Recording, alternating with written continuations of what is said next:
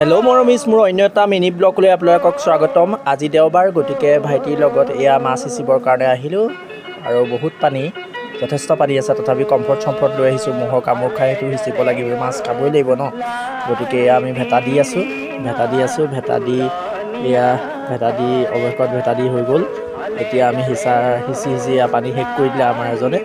গতিকে আমি মাছ পাইছোঁ বাৰু, নোপোৱা নহয়। গতিকে ময়ো অলপ ঢেকীয়া বিচাৰিলোঁ, ৰাতিলৈ মাছেৰে সৈতে টেঙা শাক খাব লাগিব। গতিকে মই অলপ ঢেকীয়া বিচাৰিবলৈ গ'লোঁ আৰু অৱশেষত আমাৰ এয়া মাছ সিঁচি হৈ গ'ল। এয়া ভেটা খুলি দিয়া হ'ল আৰু মই ঢেকীয়াও পালোঁ, এয়া এমুঠি পালোঁ, হৈ যাব আজি ৰাতিটো সাজৰ কাৰণে।